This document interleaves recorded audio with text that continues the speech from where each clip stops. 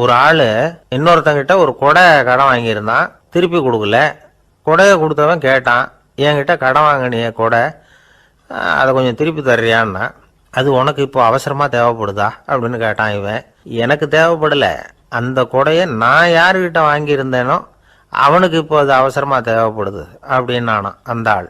அந்த ஆளுக்கு பேச தெரியாது, அவர்கிட்ட கொஞ்சம் எச்சரிக்கையாக நடந்துக்கோ அப்படின்னு சொல்கிறது உண்டு. அப்படின்னா என்ன அர்த்தம்? அவர் இன்னமும் குழந்தையாகவே இருக்கிறாரு, இன்னும் பேச்சு வரலன்னு அர்த்தம்? அப்படி இல்லை, அவருக்கு நாகரிகமாக பேச தெரியலன்னு அர்த்தம். பேசுறதுங்கிறது மனுஷனால் மட்டுமே முடியக்கூடிய ஒரு காரியம்.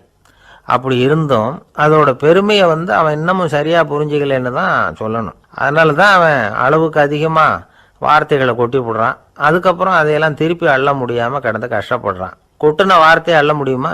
ஒருத்தரை இன்னைக்கு பார்த்து முட்டாள்னு திட்டி போடுறீங்க, நாளைக்கு மறுபடியும் அவர்கிட்ட போய் நேற்றுக்கு உன்னை முட்டாள்னு சொல்லிவிட்டேன், அந்த வார்த்தையை திருப்பி கொடு, வாங்கிட்டு போயிடுறேன் அப்படின்னு நான் சொல்ல முடியும்? அவன் கோபக்காரனாக இருந்தால் நேற்றுக்கே அதை வேறு விதமாக உங்களுக்கு திருப்பி கொடுத்துருப்பான். உலகத்தில் எவ்வளவோ ஜீவராசிகள் இருக்குது, அதுக்கெல்லாம் வாய் இருக்குது. அந்த வாயெல்லாம் எதுக்கு உபயோகம்? சாப்பிட்றதுக்காக. ஆனால் நமக்கு இருக்கிற வாய் சாப்பிட்றதுக்காக மட்டும் இல்லை, பேசுறதுக்காகவும் தான். பேச முடியலன்னா வாய் இருந்தால் கூட அது வாயில்லா ஜீவன் தான். ஒரு பையனை பார்த்து அது வாய் உள்ள புள்ள பொழைச்சிக்கும் அப்படின்னா மற்ற பையன்களுக்கெல்லாம் முகத்தில் வாயே இல்லைன்னு அர்த்தம்?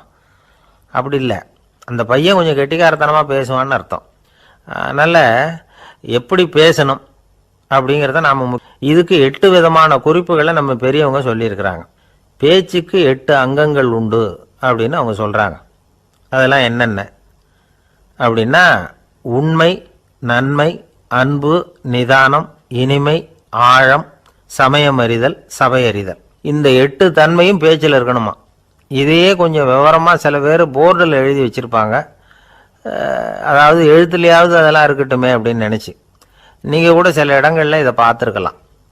அதாவது உண்மையே பேசுக, நன்மையே பேசுக, அன்பாக பேசுக, நிதானமாக பேசுக, இனிமையாக பேசுக, ஆழமுடையதாக பேசுக, சமயமறிந்து பேசுக, சபையறிந்து பேசுக, இப்படி எழுதி வச்சுருப்பாங்க. இந்த 8 அம்சமும் சரியாக பொருந்தி இருந்தால் தான் அது பேச்சு. மற்றதெல்லாம் பேச்சாகிடாது. பேச்சு ஒரு சிறந்த கலை. எல்லாத்தையும் விட பேசாமல் இருந்தும் பழகணும், அது ரொம்ப முக்கியம். உண்மையே பேசணும். சத்தியத்துக்கு மதிப்பு கொடுக்குறவங்கள தான் சரித்திரம் மதிக்கும். உண்மை பேசினா மட்டும் போதாது, அந்த உண்மையில் நன்மை கலந்துருக்கணும். கொலைகாரனுக்கு பயந்துக்கிட்டு ஒருத்தன் உங்கள் வீட்டுக்குள்ளே ஒளிஞ்சிருக்கிறான். அந்த முரட்டை ஆசாமி கையில் அறிவாளோடு அவன் இங்கே வந்தானான்னு உங்ககிட்ட கேட்குறான்னு வச்சுங்க. உண்மை தான் உயர்வு தரும் அப்படின்னு நினச்சிக்கிட்டு, ஆமாம் உள்ளே தான் இருக்கிறான், அடுப்பங்கரையில் குதிருக்கு பின்னாடி உட்காந்துருக்கிறான், போய் பிடிச்சிட்டு போங்க அப்படின்னு நான் சொல்லுவீங்க? அது நன்மை இல்லாத உண்மை. அதனால் பிரயோஜனம் கிடையாது. அதே மாதிரி உங்கள் பேச்சில் அன்பு இருக்கணும், நிதானம் இருக்கணும், இனிமை இருக்கணும், சிந்தித்து பேசணும், சமயம் அறிந்து பேசுகிறதும் முக்கியம். அதை பற்றி நமக்கு வேறு யாரும் சொல்லிக் கொடுக்க வேண்டியதில்லை. எந்த நேரத்தில் யாருக்கிட்ட எப்படி பேசினா காரியம் நடக்கும் அப்படிங்கிறது நமக்கு நல்லா தெரியும். அது கைவந்த கலை. அவையறிந்து பேசுகிற திறமை பேச்சாளர்களுக்கு ரொம்ப அவசியம். அது இல்லைன்னா நிலைமை பரிதாபமாயிடும். ஒரு பேச்சாளர் ரொம்ப மும்முரமாக பேசிக்கிட்டே இருந்தாராம். ரொம்ப நேரம் நிறுத்தவே இல்லை, பேசிக்கிட்டே இருக்கிறார். சபையில் இருந்தவங்கெல்லாம் ஒவ்வொருத்தராக எழுந்திரிச்சு போய்கிட்டே இருக்கிறாங்க. கடைசியில் 2 பேர் தான் அக்கறையாக பேசுகிறவரை கவனிச்சிட்டு உட்காந்துருந்தாங்களாம். மேடையில் பேசிக்கிட்டு இருந்தவர் அவங்கள பார்த்து சொன்னாராம், எனக்கு கூட்டம் முக்கியம் இல்லை, எவ்வளவு பேர் என் பேச்சை கேட்குறாங்க அப்படிங்கிறது முக்கியம் இல்லை. நீங்கள் 2 பேராவது ஊக்கமாக என்னை கவனிச்சிக்கிட்டு உட்காந்துருக்குறீங்க, அது போதும். உங்களுக்காகவே நான் பேசிக்கிட்டு இருக்கிறேன் அப்படின்னார். இதை கேட்டதும் உட்காந்துருந்த 2 பேரில் ஒருத்தர் எழுந்திரிச்சு, அப்படி இல்லைங்க, நாங்கள் 2 பேரும் நீங்கள் பேசி முடித்த உடனே தொடர்ந்து பேச வேண்டிய ஆளுங்க, அதுக்காக தான் காத்துக்கிட்டு இருக்கிறோம், சீக்கிரம் முடிங்க அப்படின்னாங்களாம். ஒரு ஊரில் ஒரு புகழ்பெற்ற பத்திரிகையாளர் இருந்தார்.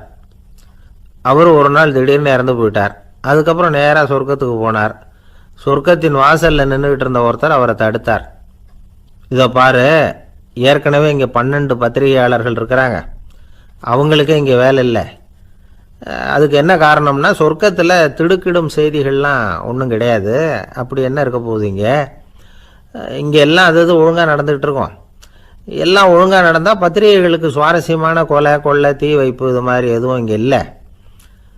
ஏற்கனவே இங்கே இருக்கிறவங்க எல்லாரும் மரத்தடியில் உட்காந்துக்கிட்டு தியானம் பண்ணிகிட்டு இருக்கிறாங்க. அந்த ஒரே செய்தி தான் தினமும் இங்கே வந்துக்கிட்டு இருக்குது. அதை படிக்கிறதுக்கே இங்கே ஆள் கிடையாது. அதனால் நான் என்ன சொல்கிறேன்னா, நீ பேசாமல் நரகத்துக்கே போயிடு. அங்கே எவ்வளவோ நிகழ்ச்சிகள் நடந்துக்கிட்டு இருக்கு. அங்கே தான் அதிகமான பத்திரிகையாளர்கள் தேவைப்படுறாங்க. அங்கே உனக்கு நிறைய வேலை இருக்கும். அதை செய்கிறதில்ல நீயும் மகிழ்ச்சியாக இருக்கலாம் அப்படின்னு சொன்னாராம். அங்கே அந்த சொர்க்கத்தின் வாசலில் நின்றுக்கிட்டு இருந்தவர். இந்த பத்திரிகையாளர் அங்கேயே நின்று கொஞ்சம் யோசனை பண்ணார். இவருக்கு சொர்க்கத்திலே இருக்கணும்னு தான் ஆசை. அதனால் மெதுவாக அவர்கிட்ட பேசினாராம். ஐயா, என்னை ஒரு 24 மணி நேரம் இங்கே உள்ளே இருக்கிறதுக்கு அனுமதி கொடுங்க. இங்கே இருக்கிற பல பத்திரிகையாளர்களை எனக்கு தெரியும். அவங்களில் சில பேரை சமாதானப்படுத்தி மெதுவாக பேசி நரகத்துக்கு அனுப்பி வச்சுட்றேன். நான் இங்கே இருந்துக்கிறேன். உங்கள் கணக்குப்படி 12 பேருக்கு மேலே இங்கே தாண்டாது, அப்படி பார்த்துக்கிறேன் அப்படின்னாராம். அவரும் யோசனை பண்ணி பார்த்துட்டு, சரி அப்படியே உனக்கு அனுமதி கொடுக்குறேன். ஆனால் ஒரு விஷயம், 24 மணி நேரம் தான் அனுமதி, அதுக்குள்ளே எல்லாம் நடக்கணும் அப்படின்ட்டுருக்கார். சரின்னு சொல்லிவிட்டு இந்த பத்திரிகையாளர் உள்ளே போனார். யோசனை பண்ணார். திட்டம் போட்டு ஒரு பொருளையை கிளப்பி விட்டார். சக பத்திரிகையாளர்களெல்லாம் கூப்பிட்டு சொன்னாராம், இதை பாருங்கள், நரகத்தில் ஒரு பெரிய தினசரி பேப்பரை கொண்டுகிட்டு வர்றதுக்காக திட்டம் போட்டுக்கிட்டு இருக்காங்க. அதுக்கு பல அதிகாரிகள் தேவைப்படுறாங்க. நிறைய சம்பளம் கிடைக்கும். யார் யாரெல்லாம் நரகத்துக்கு போக ஆசைப்படுறாங்களோ அவங்கெல்லாம் போகலாம் அப்படின்னு ஒரு பொருளையை கிளப்பி விட்டார். 24 மணி நேரம் கழித்து வாசல் பக்கம் போனார். அங்கே இருந்தவர்கிட்ட எத்தனை பேர் வெளியேறினாங்கன்னு விசாரித்தாராம். அப்போ அவர் இவரை, நீ வெளியே போகக்கூடாது, முதல்ல உள்ளே தான் இருக்கணும் அப்படின்னு தடுத்தாராம். அப்புறம் சொன்னாராம், நீ சொன்ன செய்தியை கேட்டதும் இங்கே இருந்த எல்லா பத்திரிகையாளர்களுமே நரகத்துக்கு போயிட்டாங்கப்பா, உள்ளே யாருமே இல்லை, அதனால் நீ உள்ளே இருக்கலாம் அப்படின்னாராம். இதை கேட்டதும் இந்த பத்திரிகையாளரே குழம்பி போயிட்டார். ஒருவேளை உண்மையிலேயே நரகத்தில் புதுசாக பத்திரிகை ஏதாவது ஆரம்பிக்க போகிறாங்களோ அப்படின்னு அவரே நினைக்க ஆரம்பிச்சிட்டாராம். அப்புறம் சொன்னாராம், ஐயா என்னை விட்டுருங்க, நான் நரகத்துக்கே போயிடுறேன், அங்கே ஏதோ விசேஷம் இருக்கணும் அப்படின்னாராம். இல்லைன்னா இத்தனை பேரும் ஒட்டு மொத்தமாக அங்கே போகிறதுக்கு சான்ஸே இல்லை, என்னை தடுக்காதீங்கன்னு கெஞ்ச ஆரம்பிச்சிட்டாராம். மற்றவங்க நம்பணுங்கிறதுக்காக ஒரு பொருளையை கிளப்பி விட்டார். கடைசியில் தானே அந்த பொருளைக்கு ஆளாயிட்டார். அதாவது பிறரை ஏமாற்றிய அவரது மனம் கடைசியில் அவரையே ஏமாற்ற ஆரம்பிச்சுட்டு பாருங்க.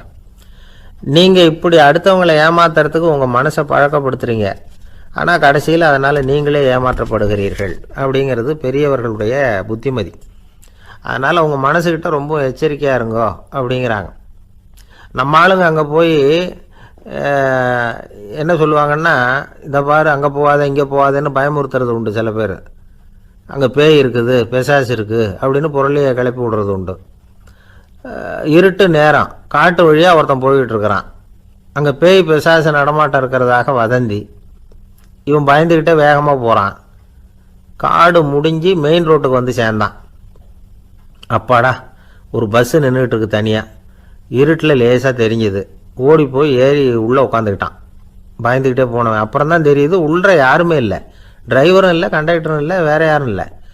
இவனுக்கு பேய் பயம் அதிகமாக போட்டுது. ஏன்னா நடு ராத்திரி.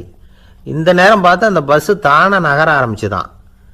இவனுக்கு இன்னும் பயம் அதிகமாக போட்டுது. ஏன்னா டிரைவர் சீட்டு காலியாக இருக்குது, பஸ்ஸு நகருது. இவன் உடம்பு பூரா நடுங்க ஆரம்பிச்சுட்டுது. வீல்னு கத்தலாமான்னு பார்த்தான். அந்த நேரம் பார்த்து அவன் தோளில் ஒரு கை விழுந்துதான். திடுக்கிட்டு திரும்பி பார்த்துருக்குறான். அங்கே டிரைவர் நிற்கிறார். அவர் சொன்னாராம், ஏன்பா ஏற்கனவே பஸ்ஸு பிரேக் டவுன், நாங்கள்லாம் பின்னாடி இறங்கி நின்று தள்ளிகிட்டு இருக்கிறோம், நீ மட்டும் ஜாலியாக ஏறி உக்காந்துக்கிட்டியா, இறங்கி வந்து தள்ளப்பா அப்படின்னாராம். இருட்டை கண்டா பயம் உண்டாகுதே, அது ஏன்? இப்படி ஒரு கேள்வியை ஒரு பெரியவர்கிட்ட கேட்டாங்க. அதுக்கு அவர் பதில் சொல்றார், மனிதனுடைய ஆதிகால வாழ்க்கையில் தொற்றி கொண்ட பயம் இது வேரூன்றி இருக்குது, இன்னமும் போகலை. 50,000 வருஷங்களுக்கு முன்னாடி மனுஷன் குகைகளில் வாழ்ந்தான். பகலில் பயம் இருக்காது, ராத்திரியில் மிருகங்கள் தாக்கும், கொல்லும், நிம்மதியாக தூங்க கூட முடியாது. அதனால் இந்த மனுஷனுக்கு இரவுன்னா மரணம், பயம் அப்படின்னு பழகி போச்சு. மனிதர்களுடைய எல்லா மனசையும் சேர்த்து மொத்தமாக ஒரு மனசு உண்டு. மனிதர்களுடைய நினைவு இந்த மொத்த மனசுல பதிஞ்சிருக்கு, பரவுது. இந்த மொத்த மனசுல இருட்டு பற்றிய பயம் பதிந்து நீடிக்குது அப்படிங்கிறார் அவர். இந்த காலத்துல இரவை பகலாக்கிறதுக்கு எவ்வளவு விளக்குகள்லாம் வந்தாச்சு. ராத்திரியிலேயும் மிருகங்கள் தாக்குங்கிற நிலைமை இல்லை. பாதுகாப்பான வீடுகள், விலங்குகளும் விலகி போயிட்டு, விலங்குகள்லாம் விலகி போயிட்டுது, வீடுகளும் பாதுகாப்பா இருக்குது. சரி, இருந்தாலும் அந்த பழங்கால பயம் இருட்டு பயம் இன்னமும் மனுஷனை விட்டு போகல. இன்னொரு விஷயம் என்னன்னா, இருட்டிலேருந்து வெளிச்சத்துக்கு வராத மனிதர்கள் இன்னைக்கு அதிகம். ஒரு ஆள் ஆற்றுக்கு மீன் பிடிக்கிறதுக்காக போனான். இன்னும் விடியல. அதுக்குள்ளே வலையை எடுத்துகிட்டு கிளம்பி போயிட்டான். வெளிச்சம் வர்றதுக்கு முன்னாடியே போய் சேர்ந்துட்டான். விடிகிற வரைக்கும் என்ன பண்ணுறது, சும்மா கரையிலேயே உட்காந்து காலை ஆட்டிக்கிட்டு இருக்கிறான். காலில் ஏதோ ஒரு சின்ன மூட்டை தட்டுப்பட்டுது. இருட்டில் அது என்னன்னு சரியாக தெரியல. மூட்டைக்குள்ளே சின்ன சின்ன கல்லாக நிறைஞ்சி இருக்குது.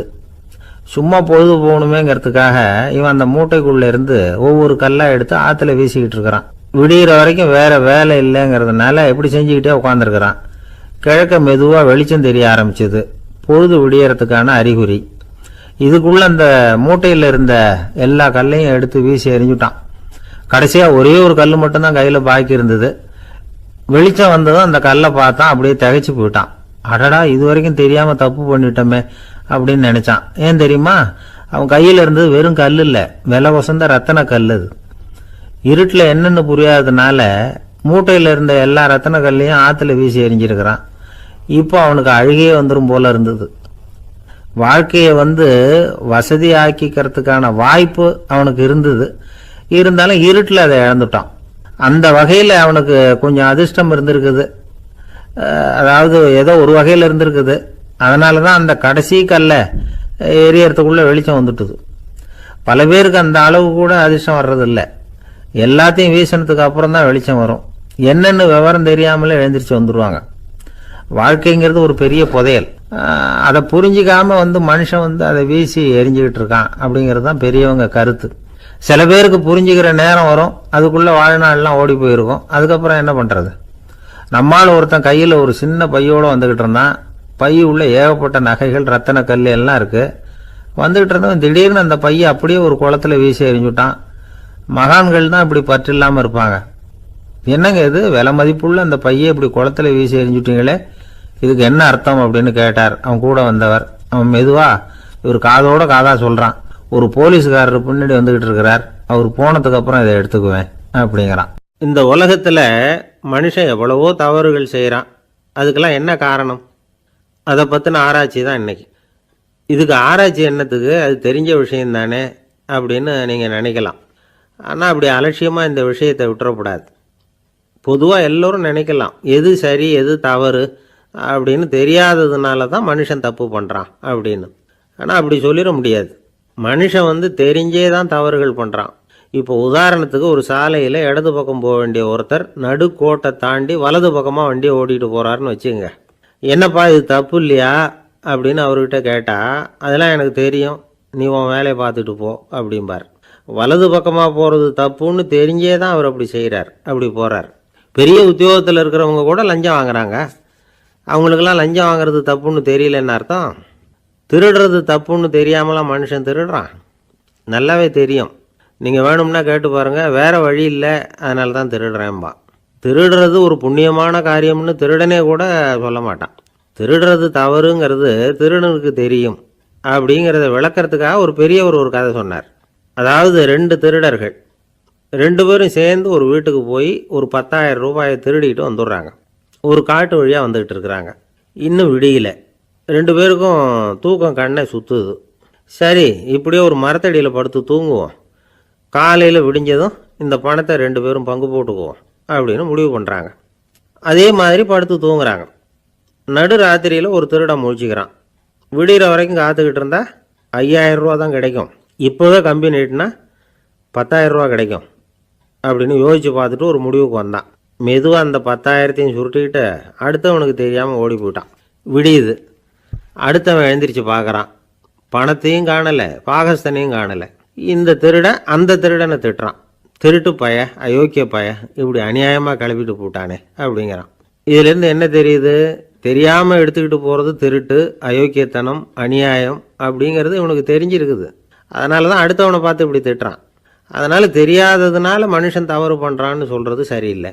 அப்படின்னா மனுஷன் பண்ணுற தவறுகளுக்கு உண்மையான காரணம் தான் என்ன? இதே சந்தேகம் அர்ஜுனனுக்கும் வந்துதான். அதனால தான் அவன் பகவானை பார்த்து கேட்குறான். மனுஷன் தன் விருப்பத்துக்கு விரோதமாக ஏதோ ஒரு சக்தியினால பலாத்காரமாக இழுக்கப்பட்டது மாதிரி பாவம் பண்ணுறானே, அந்த சக்தி என்ன அப்படின்னு கேட்குறான். இதுக்கு பகவான் பதில் சொல்கிறார். காமமும் குரோதமும் தான் அந்த சக்திகள், அதாவது ஆசையும் சினமும். இது 2ம் உன்னுடைய எதிரிகள் அப்படிங்கிறத புரிஞ்சுக்கோ அப்படிங்கிறார். இன்னமும் நுணுக்கமாக பார்த்தா காமத்தினுடைய மறு உருவங்கள் தான் குரோதமும் லோபமும். ஆசை நிறைவேறலைன்னா குரோதம், அதாவது கோபம். ஆசை நிறைவேறிட்டதுன்னா லோபம், அதாவது பேராசை. பாவத்தை கண்ட்ரோல் பண்ணணும்னா அதுக்கு மெயின் சுவிட்சு எது அப்படிங்கிறது இப்போ தான் தெரியுது. அதுக்கு மனுஷன் தெரிஞ்சே தான் தவறு பண்ணுறான் அப்படின்னு பேசிக்கிட்டோமே. அதுக்கு ஒரு உதாரணம். ஒரு ஆள் ஹோட்டலில் சாப்பிட போனான். சாப்பிட்டு முடித்தான். எழுந்திரிச்சு வந்து முதலாளிகிட்ட பில்லை கொடுத்தான். காசை கொடுக்கல. முதலாளி பணம் கொடுன்னு கேட்டார். இவன் என்கிட்ட பணம் இல்லைன்னா. முதலாளி கொஞ்சம் கூட அலட்டிக்கல. உள்ளே இருந்து ஒரு ஆளை கூப்பிட்டார். இவனை கூப்பிட்டுட்டு போய் இட்லி மாவு ஆட்ட சொல்லுன்னார். இவனும் கவலைப்படாமல் உள்ளே போயிட்டான். அப்போது அழைச்சிட்டு போகிற ஆள் கேட்குறான், ஏன் சார் சாப்பிட்றதுக்கு முன்னாடி காசு இல்லைங்கிறது உங்களுக்கு தெரியாதா அப்படின்னு கேட்குறான். தெரியும், காசு இல்லைங்கிறதும் தெரியும், காசு இல்லாமல் சாப்பிட்டா மாவாட்டணுங்கிறதும் தெரியும் அப்படின்னா அந்த ஆள். அப்படின்னா நீங்கள் உங்கள் வீட்லேயே சாப்பிட்ருக்கலாமே அப்படின்னு கேட்குறான் அவன். அதுக்கு இவர் சொல்கிறாரு, அது எப்படி, அங்கே சாப்பிட்டாலும் நான் இதே வேலையை தானே செய்ய வேண்டியிருக்கும் அப்படின்னாரான். நம்மளை மாதிரி ஒரு ஆசாமி அவன் நம்மளை மாதிரியே கற்பனை பண்ணான். அதாவது நாம் தான் இந்த உலகத்தில் ரொம்பவும் கஷ்டப்படுறோம், மற்றவங்கெல்லாம் சந்தோஷமாக இருக்கிறாங்க அப்படின்னு அவன் நினச்சிக்கிட்டான். அவன் ஒரு நாள் கடவுளை வேண்டிக்கிட்டானான், சுவாமி இந்த உலகத்தில் எவ்வளவோ பேர் இருக்கிறாங்க, ஒவ்வொருத்தருக்கும் ஒவ்வொரு விதமான கஷ்டம் இருக்கலாம், ஒத்துக்கிறேன். இருந்தாலும் எனக்கு அது கொஞ்சம் அதிகமாக இருக்கிறது மாதிரி தெரியுது. அதனால் நீங்கள் எனக்காக ஒரு சின்ன உதவி செஞ்சால் போதும். அது வேறு ஒன்றும் இல்லை, என்கிட்ட இருக்கிற துயரங்களை இன்னொருத்தர் யாருக்கிட்டையாவது கொடுத்துருங்க, அவர்கிட்ட இருக்கிற துயரங்களை என்கிட்ட மாற்றி கொடுத்துருங்க. ஒரு மியூச்சுவல் டிரான்ஸ்ஃபர், அவ்வளவுதான். அப்படி பண்ணிவிட்டா போதும் அப்படின்னு வேண்டிக்கிட்டானான். அன்னைக்கு ராத்திரியே அவன் ஒரு கனவு கண்டிருக்கான். வானத்திலேருந்து ஒரு குரல் கேட்டிருக்கு. அது என்ன சொல்லிச்சு தெரியுமா? ஏ ஜனங்களே, எல்லாரும் அவங்கவுங்க கஷ்டங்களை ஒரு பையில் போட்டு எடுத்துக்குங்க. அப்படி எடுத்துக்கிட்டு நேராக இந்த ஊர் எல்லையில் இருக்கிற கோயிலுக்கு வந்து சேருங்க அப்படின்னு அந்த குரல். ஆஹா, கடவுள் நம்ம பிரார்த்தனைக்கு செவி சாய்ச்சுட்டார் அப்படின்னு சந்தோஷப்பட்டான் இவன். உடனே என்ன பண்ணான், தன்கிட்ட இருந்த கஷ்டத்தையெல்லாம் ஒரு சாக்கு பையில் போட்டு எடுத்துக்கிட்டான். வீட்டை விட்டு வெளியில் வந்தான். தெருவில் இறங்கி நடக்கிறான். அங்கே பார்த்தா ஏகப்பட்ட பேர் ஆளுக்கு ஒரு பையை தூக்கிக்கிட்டு கோயிலுக்கு போய்கிட்டு இருக்கிறாங்க. சில பேர் மூட்டையாக கட்டி தலையில் சுமந்துக்கிட்டு போய்கிட்டு இருக்கிறாங்க. இவன் பார்த்தான். இவனுக்கு ரொம்ப ஆச்சரியமாக இருந்தது. ஏன்னா எல்லாரும் வச்சிருக்கிற பை இவன் பையை விட பெருசாக இருந்தது. இவன் பை தான் இருக்கிறதுலே கொஞ்சம் சின்னதாக தெரிஞ்சுது. இப்போ அவன் மறுபடியும் சாமியை வேண்டிக்கிட்டான், கடவுளே இப்போ உள்ள சூழ்நிலையை கவனித்தா என்கிட்ட இருக்கிற பையே பரவாயில்லன்னு தோணுது. அதனால் வேற பை எதையும் மாற்ற வேணாம், இதுவே பரவாயில்ல, இந்த பையோடு திரும்பி வீட்டுக்கு போனால் போதும்னு நினைக்கிறேன் அப்படின்னு எதோ நினைக்க ஆரம்பிச்சுட்டான் அவன். எல்லோரும் கோயிலுக்கு போய் சேர்ந்தாங்க. கோயிலில் அந்த குரல் மறுபடியும் கேட்டுது. எல்லாரும் அவங்கவுங்க பைகளை சோகத்தில் தொங்க விடுங்க, திடீர்னு விளக்குகள் அணையும், மணி அடிக்கப்படும், அதுதான் அடையாளம். அந்த சமயத்தில் இருட்டில் உங்களுக்கு வேண்டிய பையை நீங்கள் மாற்றி எடுத்துக்கலாம், தேர்ந்தெடுத்துக்கலாம். வெளிச்சம் இருக்கிறப்பவே உங்களுக்கு பிடிச்ச பைக்கு பக்கமாக பார்த்து நீங்கள் நின்றுக்கலாம் அப்படின்னு சொல்லி விவரம் சொல்லிச்சான் அந்த குரல். அப்படி சொன்னதுக்கப்புறம் திடீர்னு விளக்கு அணைஞ்சிது, மணி அடிச்சுது. கொஞ்ச நேரம் கழித்து மறுபடியும் விளக்குகள்லாம் எரிஞ்சுது. இப்போ பார்த்தா எல்லாரும் அவங்கவுங்க பையையே கெட்டியாக பிடிச்சிக்கிட்டு நிற்கிறாங்க. இவனும் அப்படியே நிற்கிறான். இவன் மெதுவாக பக்கத்தில் நிற்கிறவங்ககிட்ட கேட்டானா, ஏன் நீங்கள் பையை கையிலேயே வச்சுருக்கிறீங்க, செவுத்தில் மாட்டலையா அப்படின்னு கேட்டிருக்கான். இல்லைப்பா, நீ ஏன் கையிலேயே வச்சுருக்கிறியோ அதே காரணத்துக்காக தான் நாங்களும் வச்சுருக்குறோம். நம்ம கவலைகளை பற்றி நமக்கு ஓரளவுக்காவது தெரியும், ஆனால் மற்றவங்க கவலைகள் நமக்கு பரிச்சயம் இல்லாதவை, பழக்கம் இல்லாதது. அதனால் நமக்கு தெரிஞ்ச கவலைகளை சமாளிக்கிறது சுலபம். தெரியாததை சமாளிக்கணும்னா மறுபடியும் ஆரம்பத்திலேருந்து ஆரம்பிக்கணும். அதனால் பழைய நண்பர்களோடு வாழறது தான் மேல் அப்படின்னு ஆனான். அதுக்கப்புறம் அவன் தன்னோட பையே போதும்னு வீட்டுக்கு திரும்பி வந்துட்டானான். இது ஒரு பெரியவர் சொல்லியிருக்கிற கதை. கப்பல் கடலில் போய்கிட்டு இருக்கு. புயல், சூறாவளி, அலையெல்லாம் பெருசு பெருசாக ரொம்ப உயரமாக உண்டாகுது. கடுமையான காற்றிலேயும் வேகமான அலைகள்லேயும் சிக்கி அந்த கப்பல் தடுமாறுது. திசை மாறி போச்சு. எந்த பக்கம் போயிட்டு இருக்கிறோம்னே தெரியல. அந்த கப்பலை செலுத்திக்கிட்டு இருந்த மாலுமி ரொம்ப சாமர்த்தியமாக செயல்பட்டார். தன்னுடைய அறிவாற்றலையும் திறமையையும் முழுமையாக பயன்படுத்தினார். அந்த கப்பலை கட்டுப்படுத்தினார். மெதுவாக அந்த சூறாவளியிலிருந்து கப்பலை காப்பாற்றி கரைக்கு கொண்டுட்டு வந்து சேர்த்துட்டார். மாலுமின்னு ஒருத்தர் இருந்ததுனால அந்த மரக்கலம் காப்பாற்றப்பட்டது. மாலுமின்னு ஒருத்தர் இல்லைன்னு வச்சுக்கோங்க, அந்த கப்பலோட கதி என்னவா இருக்கும் யோசிச்சு பாருங்க. ஒரு கோபக்காரனுடைய நிலைமையும் அப்படித்தானா. கோபக்காரன்கிறவன் ஒரு மாலுமி இல்லாத மரக்கலம் அப்படிங்கிறார் நபிகள் நாயகம். கொந்தளிக்கிற கடல்ல கொடுமையான அலைகளின் உச்சியில் அது மாதிரி இதுன்னு சொல்லல, அதை விட மோசம் இது அப்படிங்கிறார். ஏன் தெரியுமா? ஒரு கப்பல் கடல்ல தடுமாறினா அதை சரிப்படுத்த மாலுமி இருக்கிறார். அவர் தன்னுடைய சாமர்த்தியத்தினால் அதை கட்டுப்படுத்தி சரியான வழிக்கு கொண்டுட்டு வந்துடுவார். ஆனால் கோபக்காரனுடைய நிலைமை அப்படி இல்லை அப்படிங்கிறார் நபிகள் நாயகம். மனித மனம் ஒரு மரக்கலம், அறிவு அதில் இருக்கிற மாலுமி. மாலுமி மரக்கலத்தை செலுத்துகிறான், அவனுக்கு கட்டுப்பட்டு அது ஓடுது. ஆனால் கோபக்காரனுங்கிற மனுஷங்கிட்ட அறிவுங்கிற மாலுமி சரியாக வேலை செய்ய மாட்டான். ஏன்னா கோபம் அந்த மாலுமியின் கண்களை அவிச்சிரும், காதுகளை கேட்காம பண்ணிவிடும். கண்ணையும் காதையும் மூடிவிட்டு கப்பலை ஓட்டுனா எப்படி ஓட்டுறது? அதனால் கோபக்காரன் மாலுமி இல்லாத மரக்கலம். இடி மின்னலில் மாட்டிக்கிட்டு கஷ்டப்படுற கப்பல் மாதிரி கஷ்டப்படுறான்.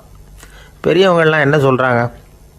உனக்கு கெடுதல் பண்ணவனுக்கும் நீ நன்மையை செய், எவருடைய விருப்பு வெறுப்பையும் பொருட்படுத்தாதே. பரம எதிரிக்கும் நீ நன்மை செய்ய ஆரம்பித்தா உன்னுடைய தூய நிலையை பார்த்துட்டு அவனும் உனக்கு நெருக்கமான நண்பனாக ஆயிடுவான்.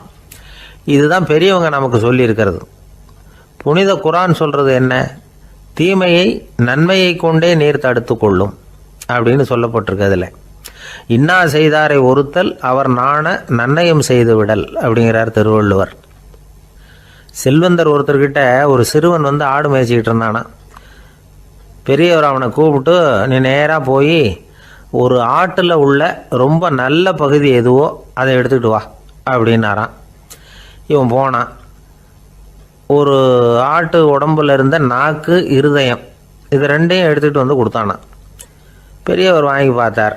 அதுக்கப்புறம் இப்போ நீ போய் இன்னொரு ஆட்டில் இருக்கிற ரொம்ப கெட்ட பகுதி எதுவோ அதை எடுத்துகிட்டு வா அப்படின்னாரான். இவன் போய் எடுத்துகிட்டு வந்தான். அவன் கையில் இருந்தது மறுபடியும் அதே மாதிரி நாக்கு, இருதயம், இது ரெண்டும் தான். என்னது இப்பவும் அதையே கொண்டுட்டு வந்திருக்கிற அப்படின்னாரான் பெரியவர். இவன் சொன்னானா, ஒரு உடம்புல உள்ள ரொம்ப நல்ல பொருளும் இதுதான், ரொம்ப கெட்ட பொருளும் இதுதான் அப்படின்னானா. இளம் வயசில் இப்படி பதில் சொன்னவர் தான் பேரறிஞர் லுக்மானுல் ஹக்கீம் அவர்கள். கோபப்படாமல் இருந்தால் இது ரெண்டும் நல்லா வேலை செய்யும், கோபப்பட்டால் இது ரெண்டும் மோசமாக வேலை செய்யும். அதை புரிஞ்சுக்கிறதுக்காகத்தான் இன்றைக்கி இந்த தகவல். கோபம் வந்துட்டால் நாம் என்ன செய்கிறோங்கிறது நமக்கே தெரியாது. ஒருத்தர் டாக்டர்கிட்ட போனார் அவசரமாக.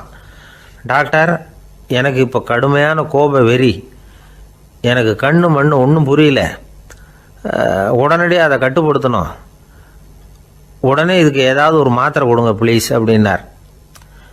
அந்த டாக்டரும் உடனே ஒரு மாத்திரையை கொடுத்து, இதை உடனே போடுங்க, நான் தண்ணி கொண்டுகிட்டு வரேன்னு உள்ளே போனார். தண்ணியோடு திரும்பி வந்தார். இவர் சொன்னார், டாக்டர், நீங்கள் கொடுத்த மாத்திரை ரொம்ப பெருசாக இருந்தது, இருந்தாலும் கஷ்டப்பட்டு முழுங்கிட்டேன்னார். டாக்டர் சந்தேகத்தோடு மேசையை பார்க்குறார். பார்த்தா மாத்திரை அங்கேயே இருக்குது, பேப்பர் வெயிட்டை காணலை. ஒரே ஒரு ஊரில் ஒரு பாதிரியார் இருந்தார். ரொம்ப நாள் சந்தோஷமாக வாழ்ந்தார்.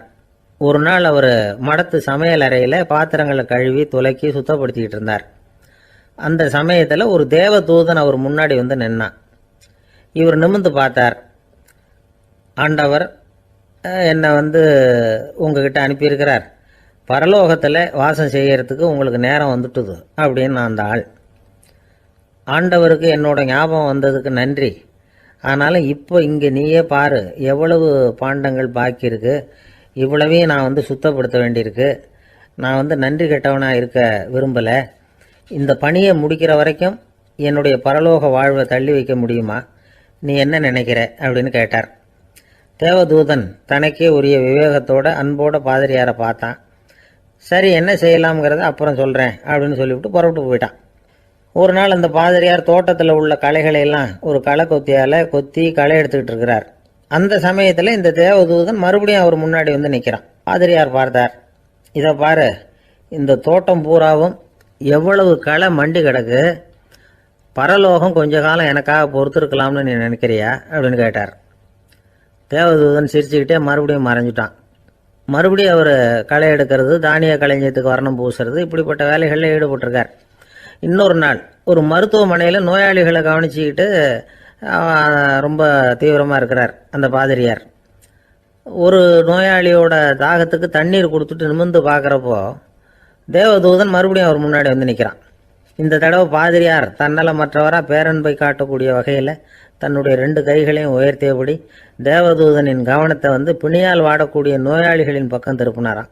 தேவதூதன் ஒன்றும் சொல்லலை, மறைஞ்சிட்டான். அன்னைக்கு சாயந்தரம் பாதிரியார் வந்து மடத்தில் உள்ள தன்னுடைய அறைக்கு போய் இளைப்பாறினார். யோசித்து பார்த்தார். தேவதூதனையும் தேவதூதனின் விருப்பத்தையும் பல நாள் தள்ளி போட்டு வந்ததையும் அவர் ரொம்ப நினச்சி பார்த்தார். திடீர்னு தான் வந்து முதுமை அடைகிறதையும் சோர்வு அடைகிறதையும் உணர்ந்தார். ஆண்டவரை நினச்சார். ஆண்டவரே, உம்முடைய தூதனை மறுபடியும் என்கிட்ட அனுப்புனா நான் சந்திக்கிறதுக்கு ஆவலாக இருக்கேன் அப்படின்னு சொல்கிறப்பவே தேவதூதன் பக்கத்தில் வந்து நின்னான். பாதிரியார் நிமிர்ந்து பார்த்தார். நீ இப்போவே என்னை அழைச்சிக்கிட்டு போக விரும்பினா நான் பரலோகத்துக்கு வர்றதுக்கு தயாராக இருக்கேன்னார்.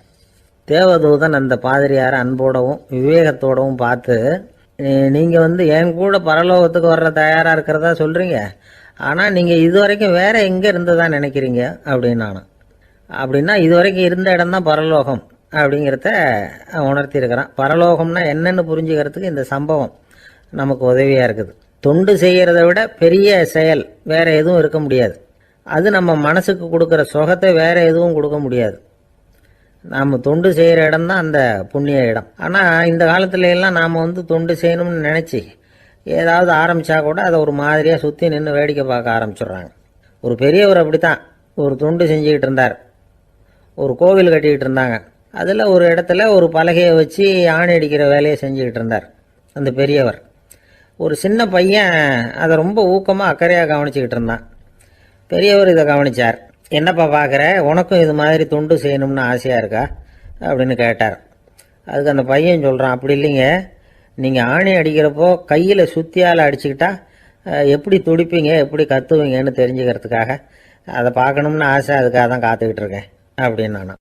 வாழ்க்கையில் சில சந்தர்ப்பங்களில் நாம் வந்து சில அவமானங்களை சந்திச்சே தீர வேண்டியிருக்கு.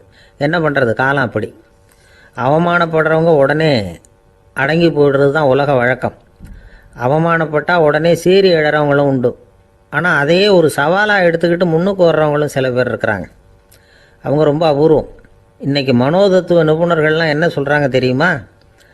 அவமானப்பட்டுட்டா உடனே அடங்கி போயிடக்கூடாதான். அதையே ஒரு சவாலாக எடுத்துக்கிட்டு மனசில் ஒரு வைராக்கியத்தோடு முயற்சி பண்ணினா வாழ்க்கையில் எல்லாரும் முன்னேறலாமா. அவமானங்கிறத நாம் வந்து வைராக்கியமாக மாற்றிக்கணும். அதுதான் வெற்றிக்கு வழி. ராமர் வந்து இந்த பூமியில் பிறந்ததே ஒரு வைராக்கியத்தினால தான் சார் அப்படின்னார் ஒருத்தர். எப்படிங்க அது அப்படின்னு கேட்டேன். அவர் சொன்னார், தசரதருக்கு ராமர் வந்து குழந்தையாக வந்து பிறக்கணும், அப்போ தான் இங்கே இருக்கிற கஷ்டங்கள்லாம் நீங்கும் அப்படின்னு சர்வ லோகமும் எதிர்பார்த்துக்கிட்டு இருக்குது. ஆனால் அவர் எப்போ வந்து பிறப்பார் அப்படின்னு யாருக்கும் தெரியல. அந்த காரியம் சீக்கிரம் நடக்கணுமே, அதுக்கு என்ன பண்ணுறது? நாரதர் வந்தார் ஒரு நாள் தசரதரை தேடி. தசரதா, உனக்கு ஒரு செய்தி தெரியுமான்னு ஆரம்பித்தார். அவர் எப்பவும் இப்படித்தானே ஆரம்பிக்கிறது வழக்கம். என்ன விஷயம்னு கேட்டார் தசரதர். தசரதா, நீ அடிக்கடி உன்னோட தேரில் ஏறிக்கிட்டு தேவலோகத்துக்கு போகிற, அங்கே போகிற வர்ற எல்லாம் பண்ணிகிட்ருக்க, எல்லாம் சரி. தேவலோகத்துலேயும் உன்னை நல்லபடியாக தான் வரவேற்கிறாங்க. தேவேந்திரன் உன்னை பிரியமாக அழைச்சிட்டு போய் தன்னுடைய அரியாசனத்திலேயே தனக்கு பக்கத்திலேயே உட்கார வைக்கிறான். நீயும் சந்தோஷமாக உட்காந்து பேசிவிட்டு வந்துடுற. ஆனால் நீ இங்கே வந்ததுக்கு அப்புறம் அங்கே என்ன நடக்குது தெரியுமா உனக்கு அப்படின்னாரான் நாரதர். என்ன நடக்குது எனக்கு ஒன்றும் தெரியலையே அப்படின்னாரான் தசரதர். நாரதர்கிட்ட வந்து கிட்டத்தில் வந்து கேட்டிருக்கார், கொஞ்சம் சொல்லுங்கள் என்னது அப்படின்னு. அவர் நெருங்கி வந்தாரான் நாரதரும். மெதுவாக அவர் காதோட காதாக சொன்னாராம். அதாவது நம்ம பாஷையில் சொல்லப்போனால் பற்ற வைக்கிறார். நீ அங்கே தேவேந்திரன்கிட்ட உட்காந்து பேசிவிட்டு வந்த பிறகு நீ அங்கே உட்காந்துருந்த அரியாசனத்தை தண்ணி ஊற்றி கழுவி சுத்தப்படுத்துகிறாங்க. நீ என்ன அந்த அளவுக்கு சுத்தம் இல்லாத ஆளா, தினம் குளிக்காமையாக இருக்கிற அப்படின்னாராம். தசரதருக்கு இது ரொம்ப அவமானமாக போயிட்டுது. அப்படியே செய்கிறாங்க அப்படின்னாராம். ஆமாம், நீ வேணும்னா நான் சொல்கிறது உண்மையா இல்லையா அப்படின்னு சோதனை பண்ணி பார்த்துக்கோ அப்படின்னாரான் நாரதர். உடனே தசரதர் இதுக்காகவே புறப்பட்டு தேவலோகம் போனார். அங்கே வழக்கம் போலவே இவரை கூப்பிட்டு உட்கார வச்சு பேசிக்கிட்டு இருந்தான் தேவேந்திரன். கொஞ்ச நேரம் பேசிக்கிட்டு இருந்துட்டு சரி நான் கிளம்புறேன்னு புறப்பட்டார். சரி அவனும் வாசல் வரைக்கும் வந்து வழி அனுப்பி வச்சுட்டு உள்ளே போயிட்டான். தசரதர் வெளியில் கொஞ்ச நேரம் மறைஞ்சி இருந்துட்டு மெதுவாக உள்ளே எட்டி பார்த்தார் என்ன நடக்குதுன்னு. நாரதர் சொன்னது உண்மைதான். தசரதர் உட்காந்துருந்த ஆசனத்தை அங்கே 2 தேவர்கள் கழுவி சுத்தப்படுத்திக்கிட்டு இருக்கிறாங்க. தசரதரால் இதை தாங்கிக்க முடியல. அவருக்கு ரொம்ப அவமானமாக போச்சு. நேராக கிடுகிடுன்னு தேவேந்திரங்கிட்டே போனார். நான் உட்காந்துருந்த இருக்கையே சுத்தம் பண்ணுறியே, நான் என்ன அந்த அளவுக்கு பாவியா அப்படின்னு கேட்டார். ரொம்ப கோபமாக கேட்டார். தசரதரே, மனுஷனுக்கு 3 கடன்கள் உண்டு. தேவ கடன், ரிஷி கடன், பித்ரு கடன். இதை தீர்க்காதவன் பாவியாகிறான். இதில் மகனை பெறுவதால் தான் பித்ரு கடன் தீரும். உனக்கு மகன் கிடையாது, அதனால் நீ பாவி ஆகிற. பாவி உட்காந்துருந்த இடம்ங்கிறதுனால அதை சுத்தம் செய்ய வேண்டியது எங்கள் கடமை அப்படின்னு நானும் தேவேந்திரன். இந்த இடத்துல தசரதருக்கு ஏற்பட்ட அவமானம் ஒரு வைராக்கியமாக மாறிச்சு. தேவேந்திரனே கேட்டுக்கோ, ஒரு மகனை பெற்ற பிறகு தான் இந்த சபையில் மறுபடியும் அடி எடுத்து வைப்பேன் அப்படின்னு சொல்லிவிட்டு போயிட்டாராம். போய் புத்திர காமேஷ் யாகம் பண்ணார். புத்திரர்கள் பிறந்தார்கள். இந்த கதையில் உள்ள கருத்து என்னென்னா, தேவேந்திரன் தசரதரை அப்படி அவமானப்படுத்தலைன்னா அவருக்கு இப்படி ஒரு வைராக்கியம் பிறந்திருக்குமா? யோசிச்சு பார்க்கணும். நமக்கு ஏற்படுகிற சில அவமானங்களையும் வைராக்கியமாக மாற்றிக்குவோம். அப்படி மாற்றிக்கிட்டோம்னா வாழ்க்கையில் முன்னேறலாம். நம்ம ஆளுங்க சில பேர் அவமானத்தை வைராக்கியமாக மாற்றிக்கிறது எப்படி தெரியுமா? நம்மகிட்ட ஒரு பையன் சொன்னான், எங்கள் அப்பா என்னை எல்லாருக்கும் முன்னாடி வச்சு திட்டிவிட்டார், பொறுப்பு இல்லாமல் ஊர் சுற்றுறேன்னு சொல்லி அவமானப்படுத்தி விட்டார். இனிமேல் நீ என் முகத்திலேயே முழிக்காதரா போடான்னு வேற சொல்லிவிட்டார். எனக்கு ரோஷம் வந்துட்டுது. அந்த அவமானத்தை வைராக்கியமாக மாற்றிக்கிட்டேன். அன்னையிலேருந்து அவர் முகத்திலேயே முழிக்கிறது இல்லை அப்படின்னா. அப்படியான்னு கேட்டோம். ஆமாங்க, அவர் வீட்டில் இல்லாத நேரமாக பார்த்து உள்ள சமையல் கட்டுக்கு போய் சாப்பிட்டுட்டு நைஸாக வெளியில் வந்துடுவேன் அப்படிங்கிறான் அவன். என்னுடைய நீண்டகால நண்பர் ஒருத்தர் வருஷம் தவறாமல் திருநள்ளாறு அப்படிங்கிற திருத்தலத்துக்கு போயிட்டு வர்றது வழக்கம். அங்கே என்ன சார் விசேஷம்னு கேட்கறது உண்டு. என்ன இப்படி கேட்குறீங்க? சனி பகவான் நலன் விருப்பப்படி அங்கே தானே எழுந்தருளி இருக்கிறார். அவரை போய் பார்த்து ஒரு கும்பிடு போட்டுட்டு வந்தா நம்ம பிடிச்சிருக்கிற சனியெல்லாம் விலகும் அப்படிம்பார். சத்தம் போட்டு சொல்லாதீங்க சார், வீட்டில் வேற யார் காதிலையாவது இது விழுந்துற போது அப்படின்னு சொல்கிறது உண்டு வர்றவங்க. இப்போது நான் சொல்கிறதுல உள்ள நியாயத்தை புரிஞ்சுக்கிட்டு அவரும் கொஞ்சம் எச்சரிக்கை உணர்வோடு நமக்கு நன்றி சொல்லுவார்னு வச்சுங்களேன். அதாவது பார்வை மூலமாகவே.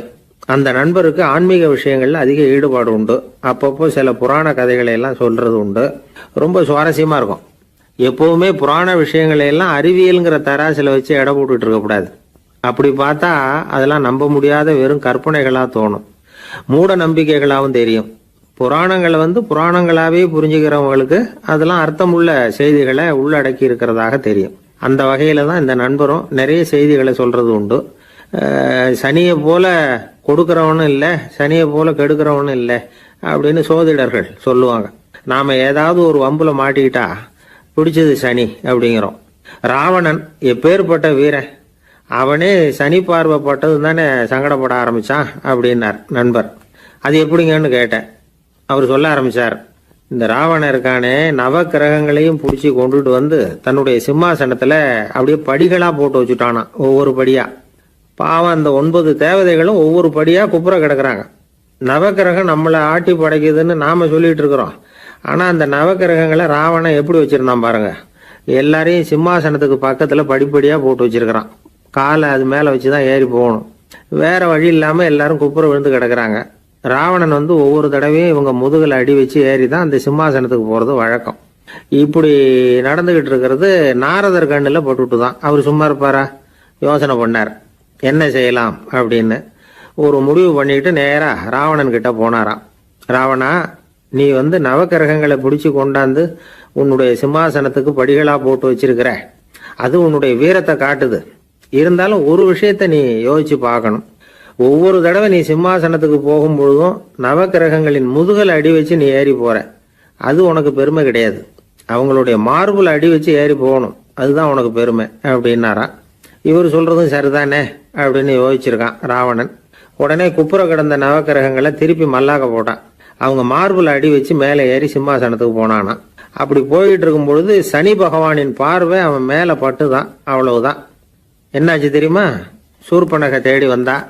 சீதையோட அழகை பற்றி தன்னுடைய அண்ணங்கிட்ட சொல்ல ஆரம்பிச்சுட்டா. விவகாரம் ஆரம்பமாயிட்டது. அதுதான் சனியனுடைய வேலை அப்படின்னு சொல்லி இந்த கதையை சொல்லி முடிச்சார் என்னுடைய நண்பர்.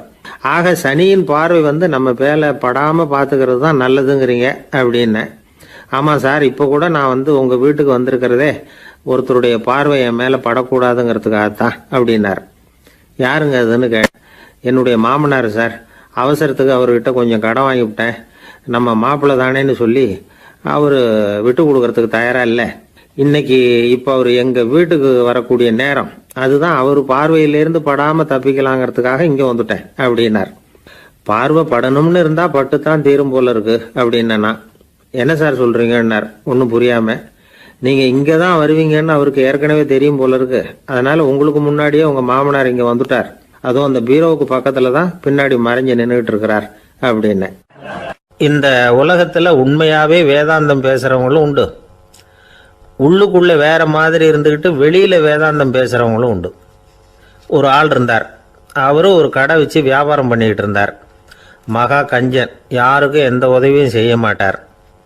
எச்சில் கையென்ன ஈர கையை கூட உதற மாட்டார். அப்படிப்பட்ட மனுஷன். அந்த ஊருக்கு ஒரு முனிவர் வந்துக்கிட்டு இருந்தார். வருஷத்துக்கு ஒரு தடவை வருவார். ஒரு நாள் 2 நாள் இருப்பார், அப்புறம் போயிடுவார். அந்த முனிவர் வர்றப்போலாம் இந்த ஆள் எழுந்திரிச்சு ஓடி போய் அவரை வரவேற்பான். ரொம்ப பெரிய வேதாந்தி மாதிரி அவர்கிட்ட பேசிக்கிட்டு இருப்பான். காயமே இது பொய், வெறும் காற்றடைத்த பையும்மா, சர்மம் தலைகாக்கும்மா. பணம் என்ன சார் பணம், இன்னைக்கு ஒருத்தன் கையில் இருக்கும், நாளைக்கு ஒருத்தன் கையில் இருக்கும், எல்லாம் மாயம். எனக்கு தான் இன்னமும் இந்த சம்சார பந்தத்திலிருந்து விடுபடுறதுக்கு நேரம் வரலேம்மா. அந்த முனிவரும் இந்த ஆள் இப்படி சொல்கிறத கேட்ட உடனே, ஏப்பா அப்படி சொல்கிற, இப்போ கூட நீ சரின்னு சொல்லு, உனக்கு தீட்சை கொடுத்து இதிலேருந்து விடுபடுற ஞானத்தை போதிக்கிறேன் பார். உடனே அந்த ஆள் என்ன சொல்லுவான் தெரியுமா? ஐயோ சாமி, இப்போ அது எப்படிங்க முடியும்? பிள்ளைங்கள்லாம் சின்ன சிறுசுங்க, அதுகளுக்கெல்லாம் ஒரு கல்யாணம் காட்சின்னு செஞ்சு கடமையை முடிச்சுட்டா நீங்கள் சொல்கிறபடி செஞ்சு விடலாமா. சரி, இன்னும் முனிவர் போயிடுவார். அடுத்த வருஷம் வருவார். இவன் வழக்கம் போல் வேதாந்தம் பேசுவான். சரி, தீட்சை கொடுக்குறேன் வா அம்பார். பேரம்பேத்தியை பார்க்கணும், கோர்ட்டில் கேஸ் ஒன்று இருக்குது, அது முடியணும் அப்படின்னு தயங்க ஆரம்பிச்சிருவான். எல்லாம் சொல்லுவான், ஆனால் குடிக்கிறதுக்கு தண்ணி கூட கொடுக்க மாட்டான். ரொம்ப வருஷம் கழித்து மறுபடியும் ஒரு நாள் அந்த ஊருக்கு முனிவர் வந்தார். இவன் கடைக்கு வந்தார். அப்புறம் அங்கே கல்லாவில் நம்ம ஆள் இல்லை. அவன் புள்ள தான் உட்காந்துருக்கிறான். அப்பாவை போலவே புள்ளையும் எழுந்திரிச்சு ஓடியாந்து முனிவரை வரவேற்றான். அப்பா எங்கேன்னு விசாரித்தார் முனிவர். ஐயோ, அதை ஏன் கேட்குறீங்க சாமி, உங்ககிட்ட தீட்சை வாங்கி இந்த சம்சார பந்தத்திலேருந்து விடுதலை பெறணும்னு சொல்லிக்கிட்டே இருப்பார். அது நிறைவேறாமலே போய் சேர்ந்துட்டார். போன மாதம் ஒரு நாள் திடீர்னு நெஞ்சு வலிக்குதுன்னார், அவ்வளோதான் போட்டுன்னு போயிட்டார் அப்படின்னு புலம்புனான் பையன். இதை கேட்டதும் முனிவர் சிரிச்சாரான். அவன் எங்கடா போவான், உன் அப்பா எங்கேயும் போகல, இதோ வாழை ஆட்டிக்கிட்டு உன் காலடியிலே இருந்துக்கிட்டு இருக்கான் பார் அப்படின்னு சொல்லி அங்கே நின்றுக்கிட்டு இருந்த ஒரு நாயை சுட்டி காட்டினாரான். என்ன சாமி சொல்கிறீங்க அப்படின்னு ஆச்சரியமாக கேட்டிருக்கான் பையன். உடனே முனிவர் அந்த நாயோட தலையில் ஒரு தட்டு தட்டி பேசுகிறா அப்படின்னாரான். உடனே அந்த நாய் வேதாந்தம் பேச ஆரம்பிச்சுட்டு தான். காயமே இது போய் வெறும் காற்றடைத்த பை அப்படின்னு தான்.